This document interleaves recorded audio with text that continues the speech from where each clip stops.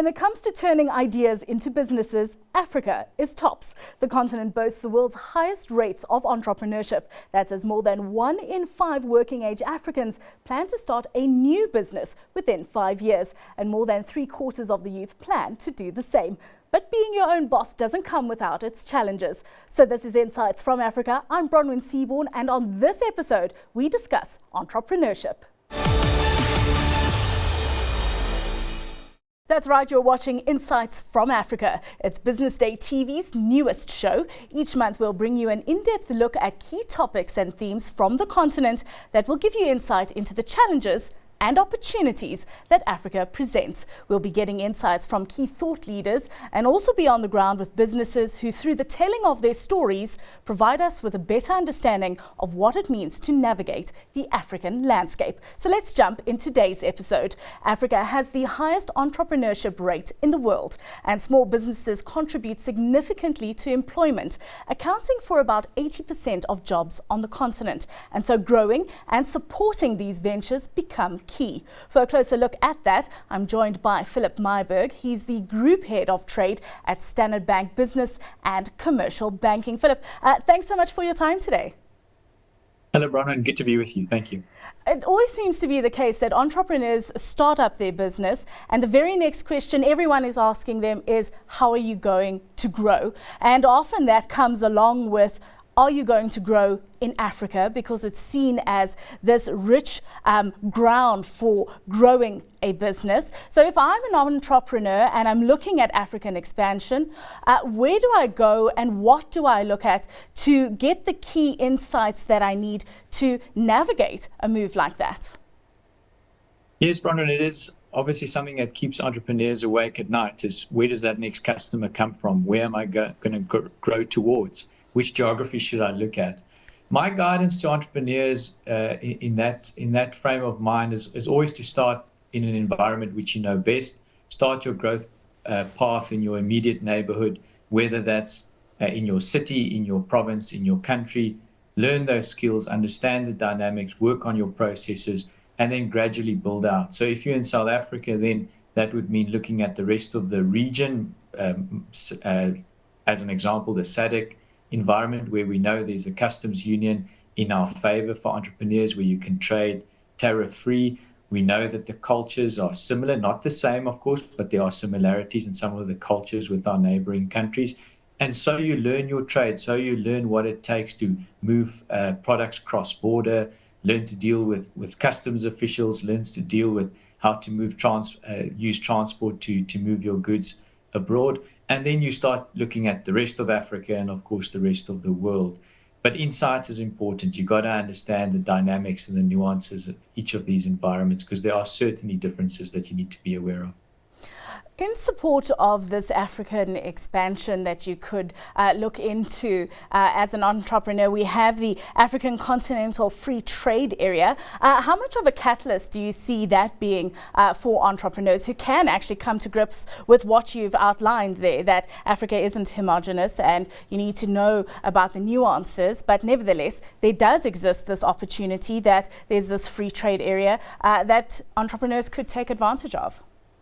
Yes, certainly the African Continental Free Trade Area will play an incredibly important role, I would say, towards the medium and the long term in terms of intra-Africa trade.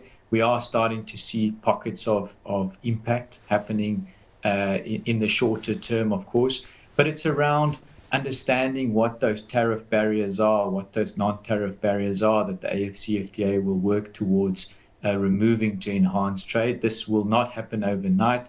They will move forward in pockets. At times we'll move backwards on some of the tariff and non-tariff barriers. But it's understanding those dynamics. And as part of that, it's important to have the right partners in place. It's important to have the partners on the ground in the other geographies that you're thinking about expanding towards, to understanding those dynamics.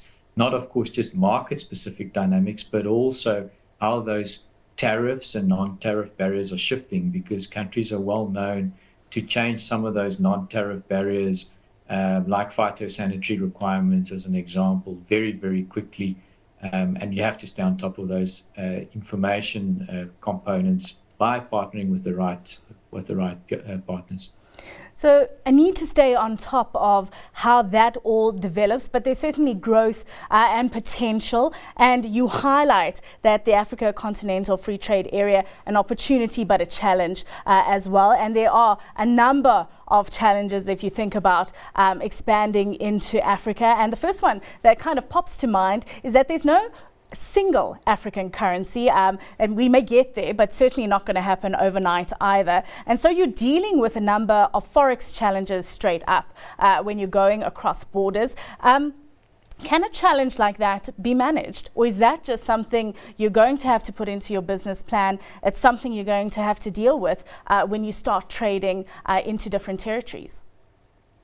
Yes, that's a very important point. When it comes to trading cross borders, no matter which geography you look at, you've got to think of the currency component. Apart from potentially trading as South Africans with the likes of Namibia, Eswatini, and Lesotho, anywhere else you're going to have a currency component that you've got to think about.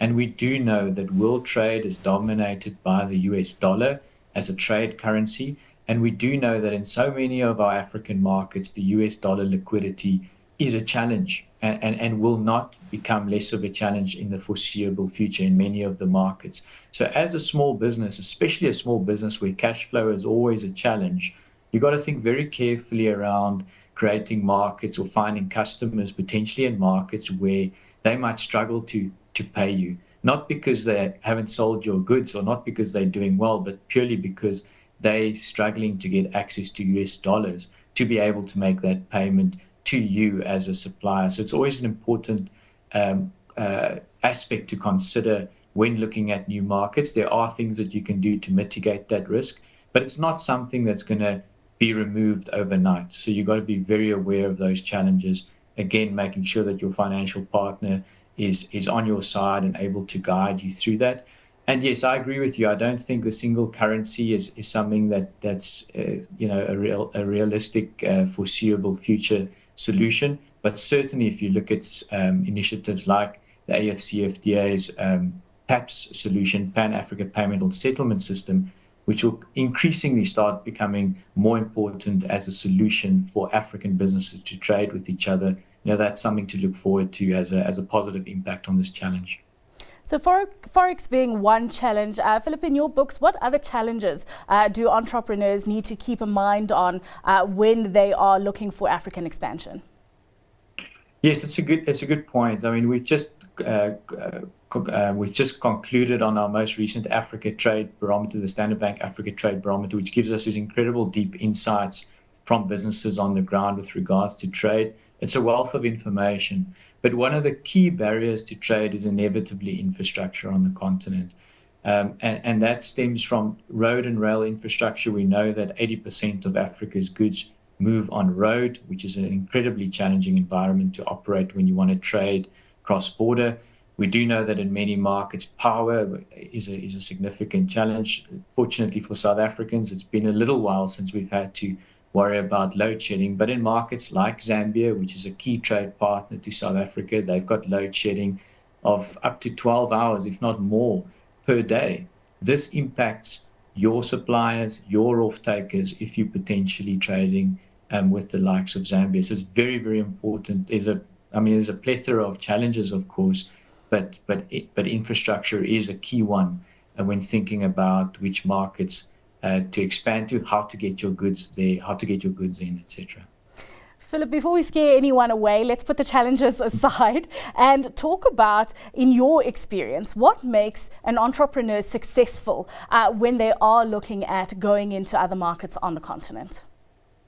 Bronwyn, it's such a great question following the sort of aspect on focusing on challenges. I think that's what makes entrepreneurs so special and why they see growth where others don't, is they see challenges like we've just done and they translate that into opportunities.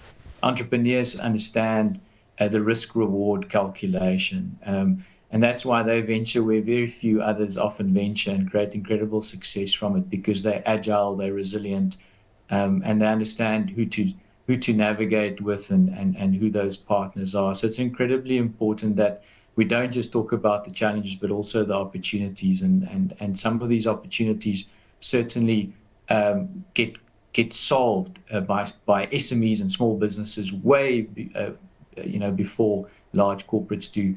The Africa Trade Barometer also shows us that. I mean, we've seen increasingly regional and intra-Africa trade happening at an SME level first before corporates are starting to do that. And that's a great data point just to back up that comment that, SMEs go where few others venture at times. Well, on that note, let's leave it there, Philip. Thanks so much for your time today. That was Philip Myburgh. He's the Group Head of Trade at Standard Bank Business and Commercial Banking. We're hitting pause for a moment now as we head into a break, but don't touch that remote because we're back shortly to speak to the CEO of a startup that has continental ambitions. So we'll see you on the other side of this.